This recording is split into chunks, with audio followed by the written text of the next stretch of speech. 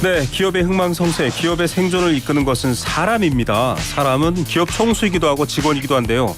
이 사람과 기업의 이야기를 만나는 시간, 리더스 인덱스 박주근 대표 오늘도 스튜디오에 모셨습니다. 대표님 어서 오십시오. 네, 안녕하세요. 대표님 박수 좀 쳐주십시오. YTN 라디오 50만 구독자가 아침에 49만이었는데요. 네. 지금 51만입니다. 박주근 대표님처럼 실력 있는 분석가들이 나오다 보니까 저도 한 명 보탰습니다. 감사합니다. 네, 구독 인증해 주셨네요. 여러분들도 빨리 구독해 주십시오.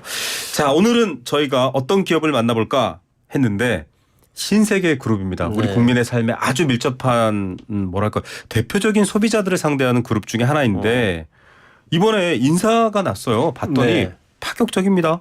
거의 절반 가까운 40% 임원이 교체됐거든요. 그렇죠. 이거 무슨 의미로 봐야 됩니까? 이번 인사는 두 가지 의미에서 파격이었다. 네. 그러니까 첫 번째 시기.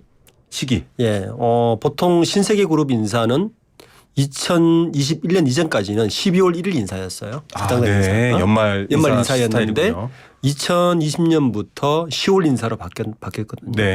그때 10월 인사로 바꿀 때 재계에서는 이제 이명희 회장은 물러나고 정용진 부회장과 정유경 사장이던 그 남매의 시대가 남매의 왔다. 세대로 완전 세대 교체를 했다. 네네. 이렇게 이제 정의를 내렸는데 네. 이번에 인사를 보면 일단 시기적으로는 9월이니까 네. 완전히 파격이었고요. 그러니까 문제가 있었다라고. 두 번째는 너무 많이 바꿨다. 네. 너무 많이 바꿨다. 이제 언론에서는 40%라고 하지만 제가 네. 볼 때는 거의 90%를 바꿨다. 왜냐하면 네. 일단 신세계그룹의 대표적인 대표 기업 이마트와 신세계백화점인 네. 이 상징을 다 바꿨고 네네. 그리고 이마트 대표로 이제 이번에 인사된 한채양 대표 같은 경우는 네네. 기존에 있었던 이마트 에버리데이, 이마트 24 예. 의 대표를 겸직한다는 이야기는 네. 이 두 대표를 알렸다는 이야기잖아요. 그렇죠. 예. 그리고 신세계 백화점 대표로 어떤 분도 신세계 센트럴시티 대표를 겸직하거든요. 박주영. 네. 예. 그러니까 실제로는 겸직까지 포함하면 거의 한 70~80%를 바꿨다. 이렇게 보기 때문에 그렇군요. 이 정도면 뭔가 그룹 내에 큰 일이 있었거나 네. 굉장히 위기의식을 심각하게 느꼈다. 위기의식. 사실 신세계가 실적 부진이라는 기사들이 종종 많이 떴거든요. 네. 좀 저는 인상적인 게 정용진의 남자라고 네. 불렸던 강희석 이마트 SSG닷컴 공동대표가 물러났습니다. 네. 해임됐거든요. 이건 어떻게 봐야 될까요? 정용진의 남자도 물러났고 네. 정유경 사장의 남자도 물러났습니다. 네. 그러니까 한마디로 이제 이 의미는 아까 제가 초두에 말씀드렸던 대로 2020년 이후에 이명희 회장이 완전히 경영에 손을 뗀 게 아니냐. 네. 그리고 작년에는 남아있는 지분조차도 두 아들과 딸에게 나눠줬거든요. 네. 그래서 완전히 물러난 거 아니냐 생각했는데 다시 돌아왔다. 왜냐하면 이명희 회장의 귀환 네, 특히 이제 신세계 이마트 대표로 강 대표가 물러나고 네. 김용진 남자를 불리는 강희석 네. 대표가 물러나고 한채양 대표가 온 의미를 보면 네. 이 한채양 대표의 이력을 보면 이마트 이력이 제로입니다. 그런데 이마트를 맡은 거네요. 네. 그리고 이분의 이력을 보면 신세계에서만 이력이 있어요. 네. 그리고 그 이력을 보면 대부분 신세계 기획관리 담당, 네. 상무 임원을 달 때, 네. 그다음에 전략실, 네. 신세계 전략실 부사장, 그리고 최근에 2019년의 이력은 네. 조선호텔앤리조트 대표. 그 요 네. 이력이면 이명희 사람이다 이렇게 봐야 되거든요. 아. 그 이명희의 최측근을 이마트 이력이 하나도 없는 사람을 앉혔다. 네. 그리고 이전에 이마트 대표는 방금 말씀하셨던 대로 네. 정용진의 남자로 불렸던 강희석 대표. 이 강희석 대표 의미는 두 가지가 있어요. 네네.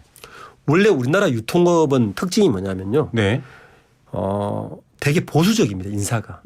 유통 현대백화점, 롯데, 현대백화점, 신세계 이 세 유통 거대 그룹들의 공통점은 입사해서 차근차근 모든 이력을 쌓아갔을 네. 때 그 자리를 앉을 수 있는 자리가 공통점이었어요. 네, 굉장히 그러면 좀 협소하게. 그렇죠. 거의 큰 변화가 왜냐하면 없는 유통이라는 것이 그 이전의 유통이라는 것은 그 인맥과 네트워크 관리가 되게 중요하기 맞아요. 때문에 영업망 관리도 그렇고요. 되게 중요하기 때문에 그런 이력을 가진 사람만이 그저 올라갔는데 그 첫 번째 룰을 깬 사람이 이 강희석 대표거든요. 네. 강희석 대표는 서울 법대를 나와서 행시를 보고 나서 미국에서 MBA를 하고 네. 그리고 베인앤컴퍼니에서 이제 컨설팅 펌에 있었다가 네네. 그리고 이마트로 스카웃된 사람이거든요. 네. 그래서 강희태 표가 왔을 때 업계에서는 굉장히 말이 많았어요. 네. 과연 저번에 그 어떤 이런 실험이 이루어질 한국 같은 유통 가능할까? 네. 그 당시 강희식 대표를 모시고 정영진 부회장이 모시고 왔던 이유 중에 하나는 쿠팡에 대응하기 위해서요. 네. 쿠팡의 대표들이 쿠팡 출신들이 대부분 컨설팅 펌 출신들이거든요. 네. 그 데리고 오면 쿠팡처럼 그런 혁신을 이루지 않을까라고 내심 기대를 했던 네네. 거죠. 그리고 실제 강희식 대표가 와서 여러 가지 실험을 했습니다. 네네. 일단 가장 큰 게 이베이 코리아 지마켓에 네. 인수를 한 것도 그 측면이었고 그리고 요번에 통합 유니버셜 뭐 이런 것도 만든 그쪽이었는데 이런 모든 것들 다 실패를 했죠. 그 네. 이야기는 역시 강희식 대표는 조직을 장악하지 못했다. 변화에는 한계가 있었다. 그리고 새로 한채영 대표를 앉혔다는 것은 말은 강희식 대표를 알린 거지만 네. 저는 이명희 회장이 아들을 알린 것이다. 그 정도로 강력한 인사였다. 예. 사실은 뭐 정용진의 남자라고 불렸던 이 강희석 대표를 해임한 것은 사실상 정용진 부회장에 대한 경고 내지는 뭐 격하게 표현하면 손발을 그렇죠. 날린 왜냐하면 거죠. 생각해 보세요. 이마트 일액이 하나도 없었던 사람이 신세계 호텔에서 마지막 근무한 네. 사람이 정영진 부회장과 일을 해봤겠습니까? 네. 저는 안 해봤다고 봅니다. 그러니까요. 그런데 사실. 이마트 쪽은 정영진 부회장 다 맡겼는데 네. 정영진 부회장과 손발을 맞춰보지 않은 인사를 대표처로 앉혔다?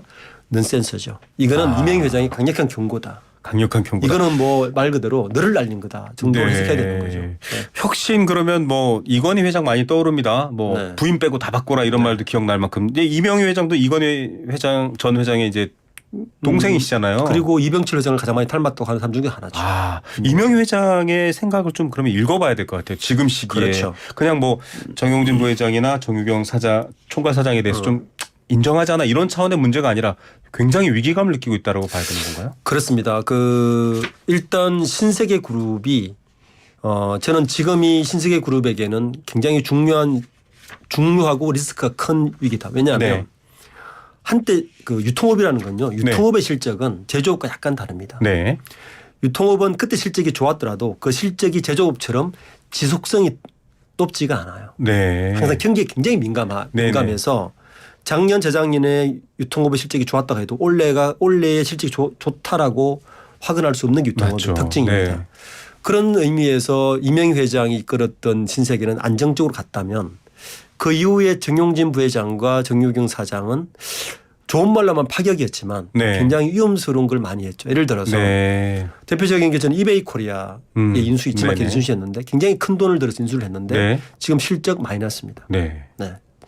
인수전까지 흑자였는데 마이너스 돌아섰어요. 네. 그리고 또 중요한 건 팬데믹 기간 동안에는 온라인이 수정을 하고 그렇죠. 엔데믹이 되면 오프라인 유통이 활성화가 돼야 되는데 둘 다 잃어버렸어요.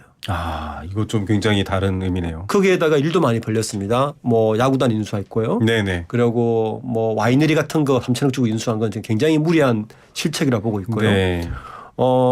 그리고 정용진 부회장이 개인적 팬덤 같은 게 너무 심해서 경영자로서는 구설수도 많이 오르지 않습니까? 예. 그런 건 사실 리스크거든요. 예. 그런 관리를 되지 않는다는 것도 굉장히 신세계에서는 큰 리스크다. 정유경 사장도 마찬가지로 신세계가 잘 나갈 때 그 외에 뭐 화장품 코스메틱에도 투자했다가 네. 패션 쪽에도 갔다가 그러니까 이 두 남매가 굉장히 방대하게 일을 벌렸죠. 예. 저는 그 이유가 뭐냐면 이명희 회장이 나름 네. 재밌게도 이 그룹은 지배 구조를 보면 아들과 딸 지분이 똑같아요. 그러니까요. 2016년에 정리가 됐더라고요. 네, 똑같이 나눴다는 의미는 그러면서 이명희 회장이 캐스팅 보트를 아직 쥐고 있어요. 지금. 네. 그 이야기는 남매 간의 경쟁을 시킨 겁니다. 자, 남매 간의 경쟁이 벌어지면 뭘 하냐면 네. 더 많은 성과를 내기 위해 더 많은 일을 벌려요. 그렇죠. 또 네. 인정받아야 되니까. 인정받아야 되니까 회장님한테. 그런 것들이 다른 사업의 진출이나 이슈로 계속 커진 거죠. 네. 그러니까 지금 신세계그룹은 재무구조 굉장히 악화되어 있습니다. 자, 정용진 부회장, 정유경 총괄 사장, 이명희 회장의 시험을 받았는데 둘 다 지금 점수가 썩 좋지 않은데 그래도 이거 굉장히 조심스럽습니다만 객관적 사실에 근거하자면 그래도 둘 중에 누가 점수가 높습니까? 객관적 실적으로 보면 정유경 사장이 조금 높죠. 네. 아직은. 물론 이제 팬데믹 기간 이후에 뭐 명품 판매 증가라든지 이런 것들이 있지만 뭐 중간고사를 봤다고 하면 네. 중간고사 성적은 뭐 정규경 사정이 좀 낮지 않나. 예. 그런 보고 있습니다. 각각 지금 보유한 신세계 이마트 주식과 이런 것들을 서로 맞교환하면서 지금 어떻게 보면은 캐스팅 보트를 이명 회장이 쥐고 있는데 가장 이병철 회장과 닮은 이명희 회장 이 부분은 어떻게 봤을지 궁금한데 아까 대표님 말씀하셨습니다만 정용진 리스크라는 말도 있었습니다. 네. 이를테면 중국 시장에 막 유통업을 진출하고 그렇죠. 있는데 멸공 이래버리니까 이제 중국 쪽에서 굉장히 반발도 있고 맞습니다. 사실은 일부러 기업인들이나 연예인들 이런 분들 대중들이나 소비자를 만나는 분들은 정치적 이슈를 좀 거리를 두는데 굉장히 적극적이었어요. 맞습니다. 저는 이게 이제 대표적인 우리나라 오너 리스크라 보는데 지금 보듯이 사실 대부분의 결정은 오너들이 합니다. 네. 지금 뭐 석닷컴 이후에 이베이 코리아 인수도 결국에는 오너가 결정했을 것이고 네네. 와이너리 인수 3천억 주고 한 것도 오너가 결정했을 것이고요. 네. 그다음에 야구단 인수도 오너가 결정했을 것이고 네. 실적이 안 좋아지면 누굴 날리느냐 전문 경영을 날립니다. 네. 네. 그러니까 결국에는 저는 그리고 신세계 그룹의 또 하나의 리스크는 이 오너분들이 아무도 등기이사에 등재되지 않았습니다. 네. 네. 정경진 부회장도 그렇고 정경 차장도 아무도 등기이사에 등재되지 않습니다. 법적인 책임지지 않는 거죠. 결국에는 실적이 나빠지면 지금처럼 물갈이를 하더라도 네. 대표 전문 경영인이 모두 물갈이가 되고 네네. 새로운 사람 앉히면 되지 않느냐라는 식으로 방패막이처럼 본인들은 이제 계속 가는 건데 네. 뭐 이런 것들이 저는 계속 반복적으로 일어날 것 같아요. 특히 이번에 저 신세계 백화점 같은 경우도 네네. 손영식 대표가 이제 요 앞에 대표인데 네. 이분은 그 MD 출신이에요. 그러니까 백화점에서 머천다이즈. 네. 그러니까 이걸로 굉장히 잔뼈가 굵은 분이고 그걸로 인정도 받으셨고 그래서 상품 본부장하고 바로 신세계 사장으로 앉힌 분인데 그때만 해도 실적이 좋으니까 찬양을 했죠. 네. 그런데 실적이 이렇게 급락하니까 바로 물갈이를 해버리고 그 자리에도 박주영 신세계 신주판자인데 59년생입니다. 네. 그리고 이석구 대표 같은 경우는 49년생이세요. 예. 그러니까 이 세 분 한채양 대표, 박주영 신세계 신임 대표, 이석구 대표 이 세 분을 보면 이명희 회장의 복귀다.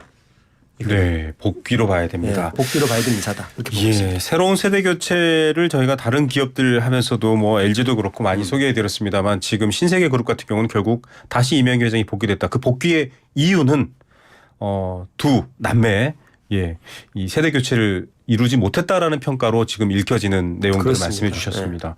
자, 이런 상황인데 지금 그러면 지금 이명희 회장의 복귀 인사라고 봐야 될 박주형, 한채양 이런 분들의 등장 어떤 위기 극복 탈출의 모멘텀이 될 수 있는 건가요? 이 두 분의 공통점은 또 재무통입니다. CFO 출신이군요. 네, 재무통들이 복귀를 하면요 구조조정이 일어납니다.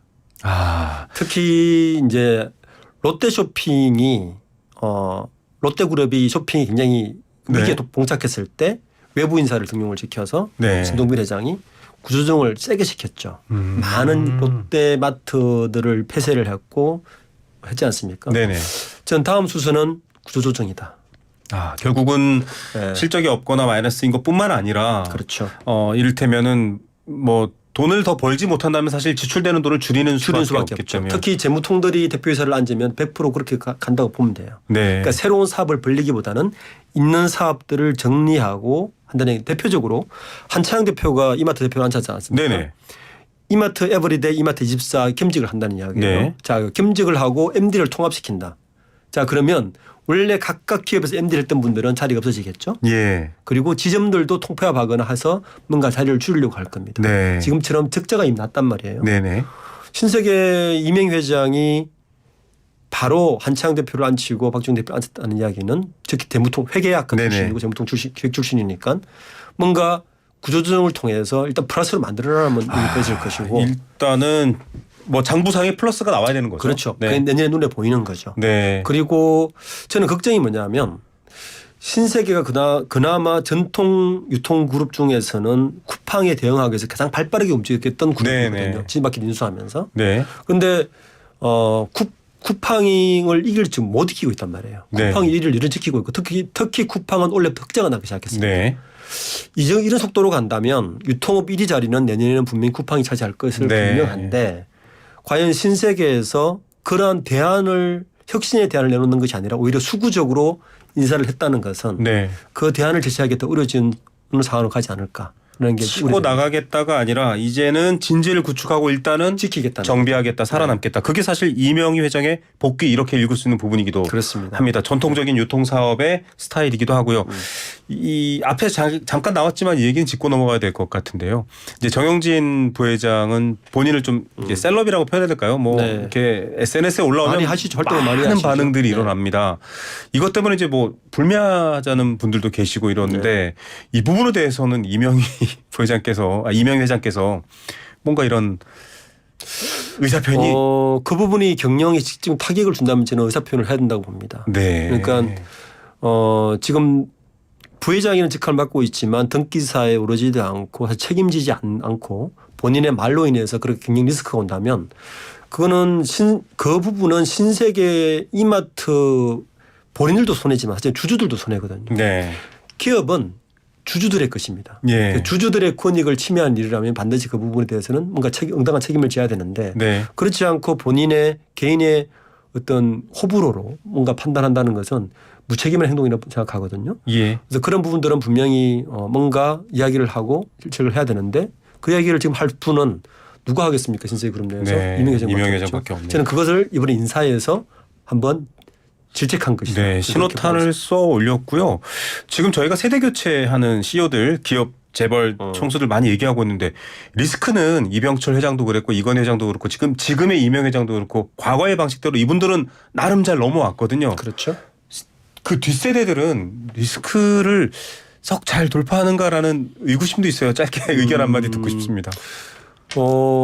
이제 2세대들은 아버지하고 같이 경영을 했지 않습니까? 네네. 그래서 어려움을 같이 겪고 같은 걸 겪었지만 사실 3세대들은 좋은 것만 보고 자랐거든요. 네, 호시절이었군요. 네. 그 현장 경험이 6세대만큼 높지가 않습니다. 네. 그래서 대부분은 몸으로 하는 것보다는 머리로 이상적으로 뭔가를 해서 보통 컨설팅 펌 사람들의 말을 듣는 네. 이런 식으로 경영을 한다는 것은 이번에도 여실히 보여줬습니다. 그것은 결코 현실에서 많이 통하지 않는 부분이 있다.